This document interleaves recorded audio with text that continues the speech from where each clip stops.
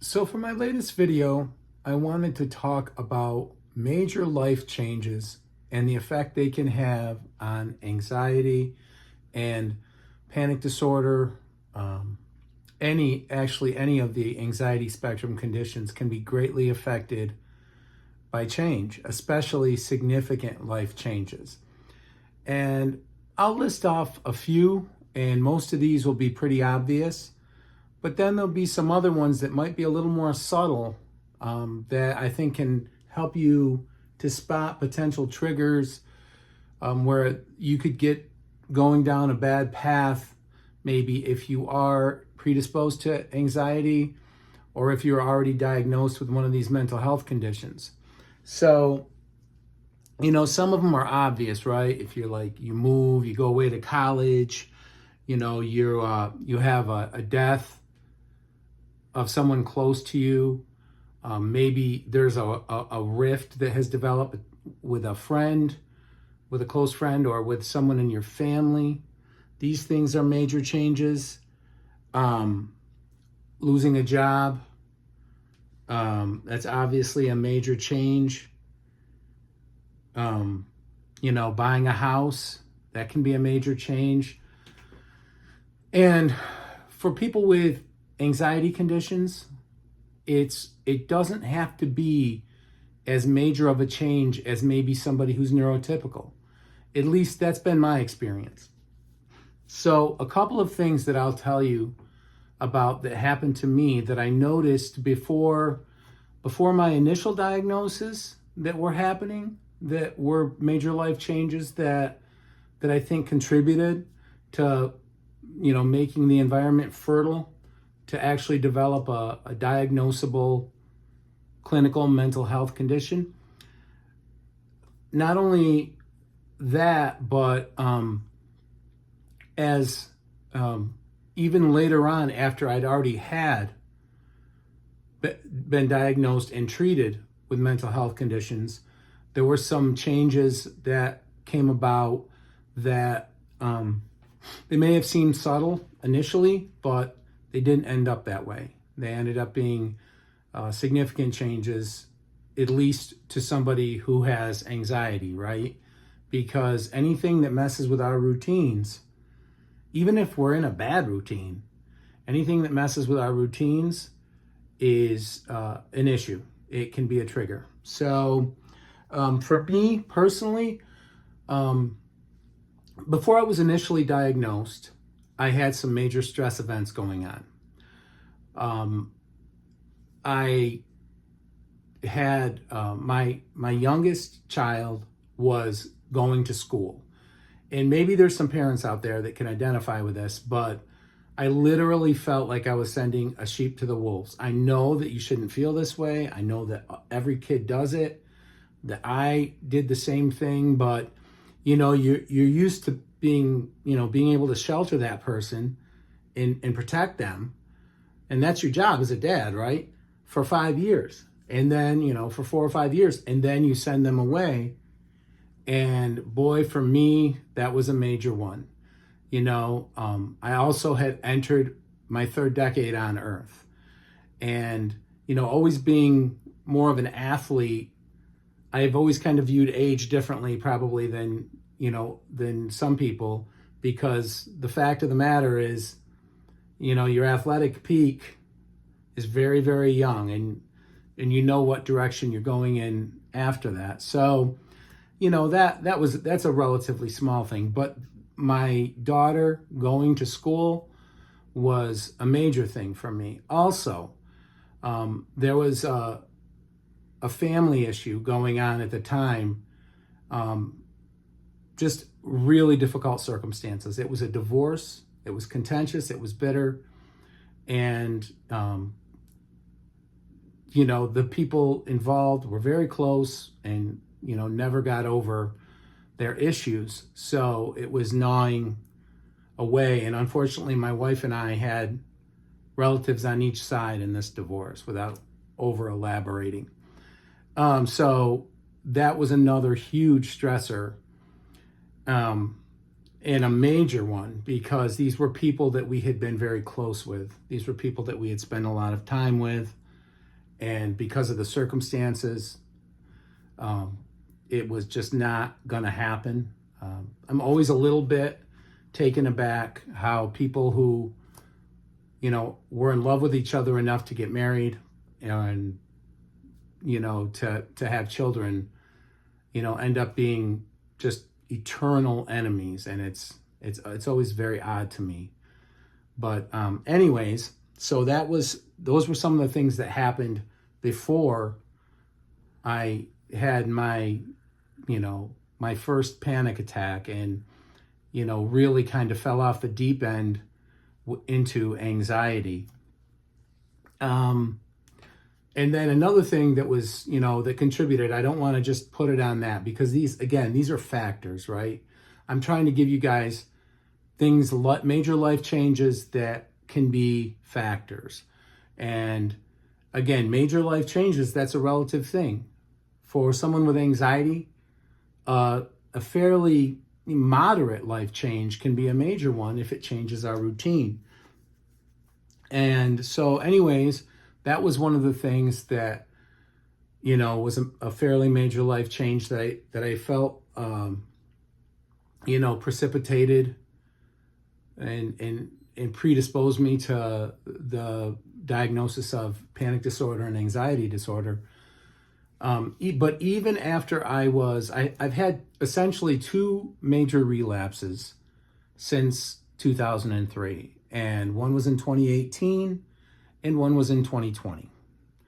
So 2018, I had a job where I switched my shift and it was a much different job. That ends up being a major life change. And also had some really, really bad things happen. We are animal lovers, and I actually had 3 pets pass away that year. And, 2 of them were very unexpected. So it was very difficult to deal with. So that precipitated my first relapse. And you guys can probably guess in 2020 what led maybe, or at least laid the groundwork for that relapse, because literally every routine that I adhered to was disrupted by the pandemic, whether it was my physical with the gym, my work was changed. You're wearing a mask everywhere. You can't get together in large groups with your family. We have a big family.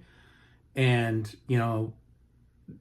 that was just an extremely difficult thing that disrupted nearly every routine, and also the routines that I use to stay centered and to stay balanced. So that in particular made, and I'm sure many of you out there who are watching the channel and who've dealt with anxiety, panic disorder, obsessive compulsive disorder, whatever, the pandemic was just ridiculous. It affected all of us. And I know that there are a lot of people that probably never thought of mental health until that happened too. So, it's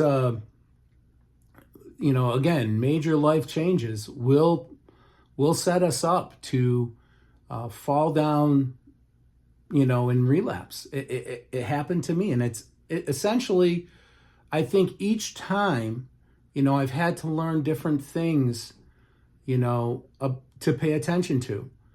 And, I would never fall into the trap that I fell into in 2003. But look, there was a couple of, unexpected bumps, and 18, obviously a once in 100-year pandemic in 2020. And I had some issues adapting. So,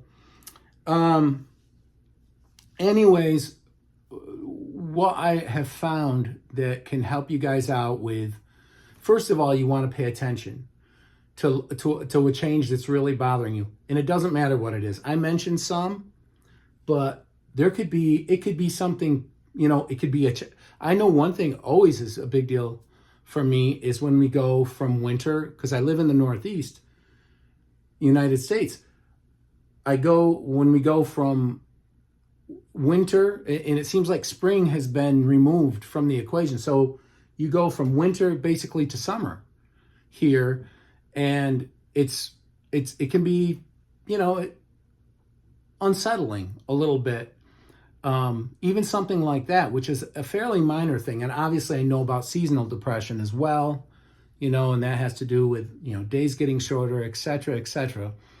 But, you know, just keep an eye out for things that affect you that, you know, maybe a lot of the times they're things that you haven't thought about ahead of time, the fact that they're going to change. And, you know, that's one thing we have to acknowledge and remember, is that change is inevitable. And also, all change is not bad. In fact, a lot of change is good. But anyways, as far as how I found to deal with this. First of all, if you have been taken off guard enough by a major life change where you are clinically depressed or where you've started having panic attacks, go get professional help. First thing, don't wait. Don't try to tough it out, white knuckle it. No. Get professional help, because the risk is way too high that it's going to take you down a road that's going to eat up a lot of your life. It's going to take you a lot longer to get better if you try to bypass that step. And I'm saying once you get to that point, and you'll know when you get to that point, if you can't deal, if it's hurting your relationships, if it's hurting your work, if it's hurting your well-being, it's time to see a doctor. And that's not weakness. It's intelligent, and it's trying to address a problem before it becomes a huge problem that robs you of your life. So that's the first thing. Another thing you can do, I always talk about these in every video, but when you're dealing with major life changes, these three things are so important. Get your sleep, get your exercise, and keep your diet in check. Keep your diet balanced. You control food. Food doesn't control you. Those things seem like just ordinary blah things. They're not. Mental health is so tied into sleep quantity and quality. If you don't get sleep, quality sleep, you won't be able to get your mind around things. You won't be able to think as deep, think as well. This is the time that your brain organizes things and put things in certain files, if you will, so that you can, you know, compartmentalize and be able to deal with everything that life throws at you. Also, the chemicals, the feel-good chemicals, they are secreted. They are made in the brain when you're in a deep sleep. That's when this happens. So, you know, sleep is so important, but so is exercise, and so is controlling your eating, because eating can become like a drug or a crutch. I've touched on that in other videos, and you don't want that. That will just make the road to recovery so much harder. Another thing, stay busy. Stay busy. Try to find stuff that occupies your mind and your time, that's constructive, you know, something you're passionate about. Try to stay engaged. You know, an idle mind, idle time, not good. When you're going through major life changes, you'll just dwell on how things are going to be different. Things are never going to be the same. Life as I know it is over. All of those what if, catastrophizing things that we do as people with anxiety. And first of all, most of it's a lie, or at least a severe exaggeration. And even if there is truth to it, it does zero good to focus on the negative. I promise you. Focusing on the negative, when you're 5 years old, you could become obsessed with the fact of your inevitable departure from this earth or death. Is that a constructive thing for a 5-year-old to think about? So, we can't, we have to stay busy. We have to keep our minds busy. We don't want that what if thinking to start taking over. And this is especially important in dealing with major life changes. Finally, rely on those who love you and those whom you love. The people that you know will be there for you through thick and thin. Now, it is possible that sometimes this changes. You'll have somebody that you thought you could count on, and, unfortunately, people will change. But still, if there's someone else you can draw close to during a trying time, do it. Develop your friendships and your closeness with the people who have earned your trust, who you can count on. And it's also really good to focus on positive things, because so often we get sucked into the what ifs and the catastrophic thinking and all the bad things that can happen. And so focus on the good. So you might say, well, what's good right now? Nothing's good. This bad thing happened. This bad thing happened. But go ahead through the course of your life and think of all the things, all the changes that have happened that were good changes. Maybe meeting your partner. Maybe having a child. There's so many things that happen in our lives, usually, that are really good. And, I believe it's very important to be grateful. Again, without getting over into the spiritual side of things, I think that being grateful is very important in viewing life in a positive way. Because if you're still on the right side of the grass and you're still breathing, you've got it better than a lot of people have. You still have a measure of control on the outcome in the way the story goes. So focus on things that are positive. And, I know it's really easy to look at other people in their situations, especially if we're going through a major life change, whether it could be anything. But they're not dealing with this. They're not dealing with this. Look, they got it made. And then you have social media, right? What does social media show you? Oh my goodness, everybody's on vacation. They're tan. They're in great shape. Oh my goodness, this is, I'm just gonna walk off a cliff. I mean, my life is miserable. And remember, that's not the truth. The person that that you think has it all together probably goes to bed, is scared about things and as nervous about things as you do. That's just the way this experience is as human beings. Some people are really good at hiding it, and some people aren't. There's a proverb, and I tried to research this one, and I couldn't find the exact proverb, but I heard it, and boy, does it helps you to put things in perspective. It kind of goes like this. And again, I apologize with how badly I may be butchering this, but a group of people is sitting around a campfire, and whatever your biggest problem is, you take it and you pass it to the person next to you, and you take their problem. Well, after about 5 minutes, you want your old problem back. You see, we're all dealing with stuff. And, by saying this, I'm in no way diminishing how horrible anxiety disorder, panic disorder, obsessive compulsive disorder, any of the anxiety spectrum conditions are horrible. And it's not, you're not a baby for feeling like you've been dealt a bad hand. You have been. It is a very difficult thing to deal with.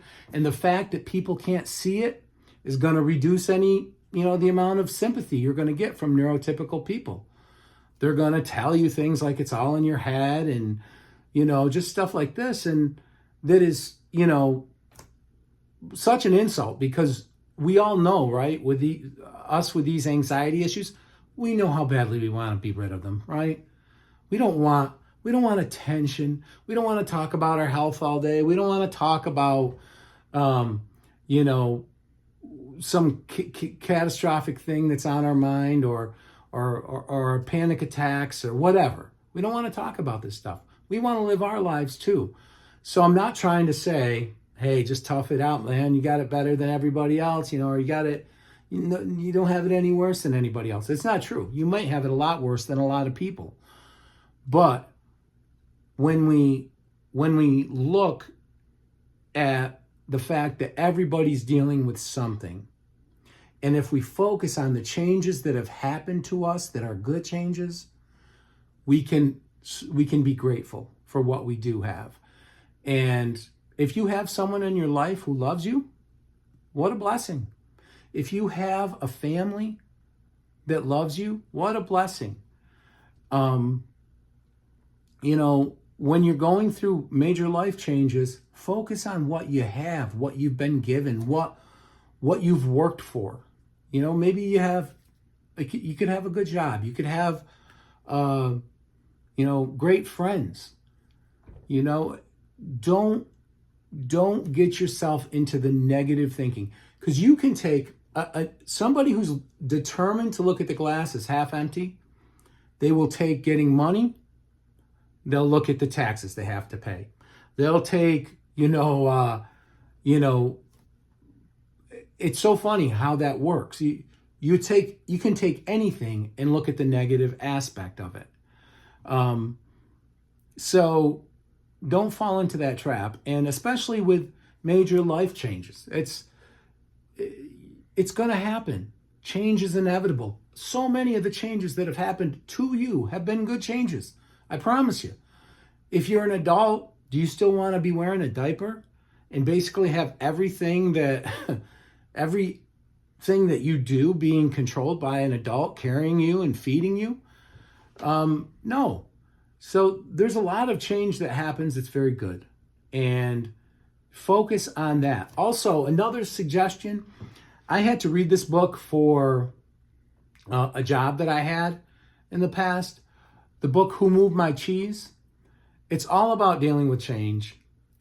And it's really good. It's a good read, and it's a quick read. It's not a book that, this isn't some 500-page thing that's going to take you a week or two to read. You can read this in probably in an hour, I'd say, or thereabouts. It's a really good book, and it does help you to have a good mental outlook when it comes to change and how to deal with it. Again, the bottom line is change is inevitable. It's part of our existence. And so much of the change is good change. And the kind of change that you want to focus on, it's okay to worry about this kind of change. The change you can control. The change you can control, that's the kind of change you want to focus on. And you want it to be change for the good. Whether it's bettering yourself from the sense of your relationships with your family, relationships with your partner, bettering your financial situation or your job, whatever it might be. Those are the things you can focus on, because you have control over those things to a degree anyways, right? That's really what it comes down to. We need to, and I know it sounds easy and it's so hard for us, right? Us with these mental health conditions, if we could just focus on what we could control, we'd be fine. But these mental health conditions predispose us to make that extremely difficult. But this was just some stuff I wanted to talk about, because I think some major life changes are obvious, and you'd be like, oh, if this happens, yeah, I will be on guard for possibly a relapse of my mental health condition or being diagnosed with a mental health condition. But if the more subtle ones, I don't think, if I look back on it, I don't think my daughter going to school, my oldest daughter going to school was should have been that huge of a thing. But I'm telling you, it was a big thing. It made me a nervous wreck. You're entrusting, like the most precious person in your life, you're entrusting to strangers, basically. So it was a tough thing for me to deal with. Anyways, just want to say thank you guys so much for your engagement, for liking, sharing, subscribing, for the comments. Very grateful for the support the channel's gotten so far. And until my next video, take care.